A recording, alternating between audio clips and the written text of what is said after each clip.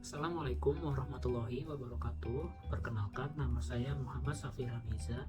Jadi kali ini saya ingin menjelaskan salah satu topik pembahasan di pajak, yaitu sejarah pajak penghasilan di Indonesia. Mengapa saya memilih topik ini? Karena menurut saya sejarah perpajakan dapat membantu kita memahami potensi, manfaat, dan konsekuensi pajak pada masa lalu, pada saat ini, dan juga pada saat yang akan mendatang. Kenapa? Karena sejarah perpajakan dapat membantu kita mengevaluasi terhadap kebijakan perancangan undang-undang perpajakan. Pada topik ini, saya akan menjelaskan beberapa subtopik, yaitu yang pertama, sejarah pajak penghasilan secara umum, sejarah pajak penghasilan di Indonesia pada era prakolonial, setelah itu pada era kolonial Belanda, pada era kolonial Jepang, dan setelah itu pada era kemerdekaan Indonesia, dan yang terakhir saya akan menjelaskan perubahan atau amandemen terhadap pajak penghasilan Indonesia. Dalam subtopik pertama terdapat sejarah pajak penghasilan secara umum, di mana pengenaan pajak langsung sebagai cikal bakal dari pajak penghasilan sudah terdapat pada zaman Romawi kuno, antara lain dengan adanya pungutan yang bernama tributum yang berlaku sampai dengan tahun 167 sebelum Masehi.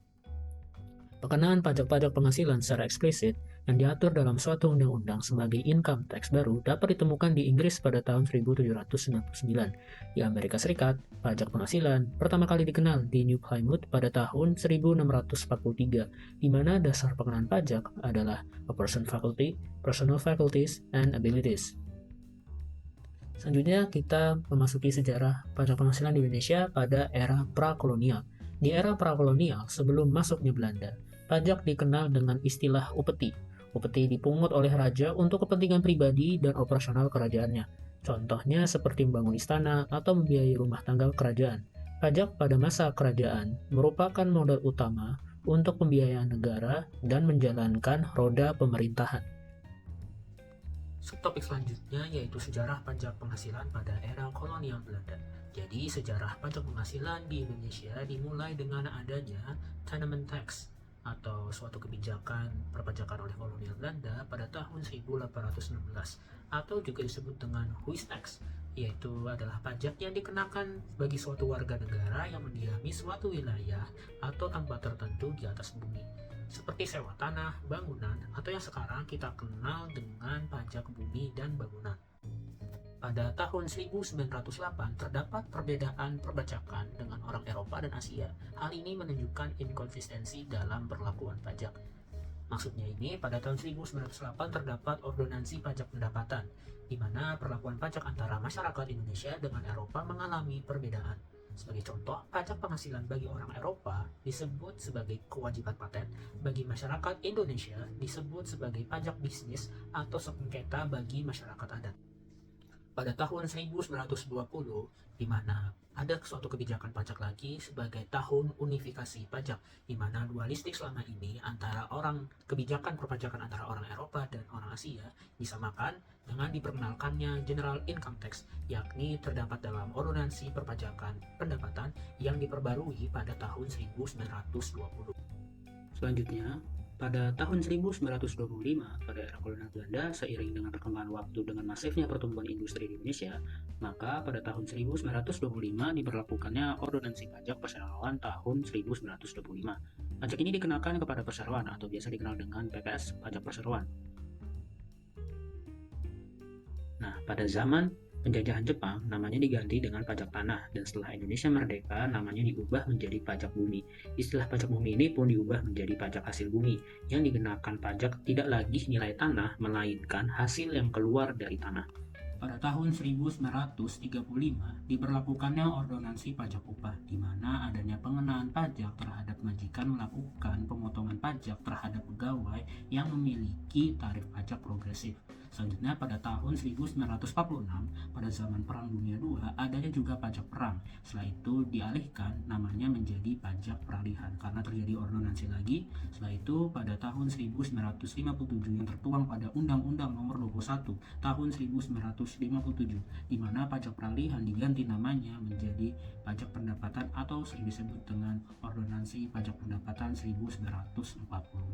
Pada tahun 1968, Ordonansi Pajak Pendapatan 1944 mengalami banyak perubahan dan terjadinya Penyempurnaan tata cara pemungutan pajak kekayaan, pajak perseroan, dan juga pajak pendapatan 1944. Perubahan ini sering dikenal pada Undang-Undang MPO dan Undang-Undang MPS yang tertuang pada Undang-Undang Nomor 8 Tahun 1968. Perubahan ini terus berlanjut sampai Undang-Undang Nomor 9 Tahun 1970 yang berlaku sampai 31 Desember 1983 sampai dengan terjadinya reformasi perpajakan di Indonesia. Selanjutnya, pada era kemerdekaan, pajak penghasilan disingkat PPh pertama kali diatur di Indonesia di dalam Undang-Undang Nomor 7 Tahun 1983 tentang pajak penghasilan dengan penjelasannya pada lembar berita negara.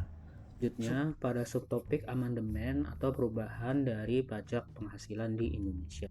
Jadi, pertama-tama adanya perubahan yang terjadi pada Undang-Undang Nomor 7 Tahun 1983 dan terjadi perubahan di tahun 1991, yaitu dengan mengubah pasal 4 ayat 3 huruf G Undang-Undang Nomor 7 Tahun 1983. Ketentuan ini mendorong terjadinya integrasi vertikal yang kurang sesuai dengan semangat pemerataan kesempatan berusaha di dalam undang-undang sebelumnya. Maka oleh karena itu, terhadap ketentuan di atas perlu diadakannya perubahan dengan tetap menjaga prinsip progresivitas dalam pengenaan pajak penghasilan.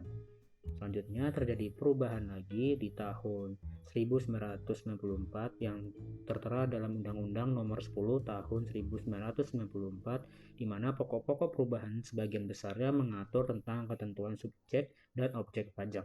Hal lain yang juga banyak dirubah adalah mengenai tata cara administrasi dan sistem penghitungan pajak.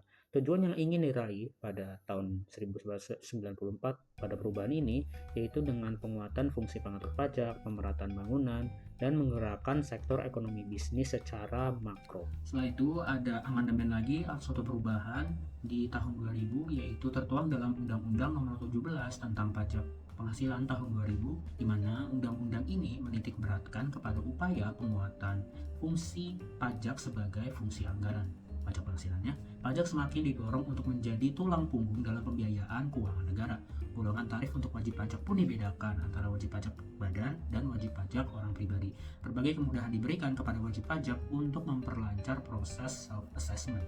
Setelah itu, pada tahun 2008 terjadi perubahan dan tertuang dalam Undang-Undang Nomor 36 Tahun 2008 tentang pajak penghasilan, di mana perubahan Undang-Undang Pajak Penghasilan dimaksud tetap agar berpegang pada prinsip-prinsip perpajakan yang dianut secara universal, yaitu tentang keadilan, kemudahan, efisiensi administrasi, serta peningkatan dan optimalisasi penerimaan negara dengan tetap mempertahankan sistem self-assessment. Jadi ada beberapa tujuan yang ingin diraih pada tahun 2008, yaitu dengan adanya lebih meningkatkan keadilan pengenaan pajak, lebih memberikan kemudahan kepada wajib pajak, lebih memberikan kesederhanaan administrasi perpajakan, dan lebih memberikan kepastian hukum, konsistensi hukum, dan transparansi. Setelah itu, pada tahun 2021 adanya harmonisasi perpajakan yang tertuang pada Undang-Undang Nomor 7 Tahun 2021, harmonisasi perpajakan untuk pajak penghasilan, di mana dalam materi pajak penghasilan atau dalam undang-undang ini terdapat beberapa ketentuan yang diubah atau ditambah, antara lain seperti mengenai pengenaan pajak atas natura atau kenikmatan, tarif pajak penghasilan orang pribadi dan badan, penyusutan dan amortisasi, serta kesepakatan atau perjanjian internasional di bidang perpajakan. Sekian penjelasan yang saya dapat paparkan. Mohon maaf jika ada salah kata atau ucapan dalam penjelasan saya atau ada kekurangan dalam penjelasan saya. Terima kasih. Wassalamualaikum warahmatullahi wabarakatuh. Sekian.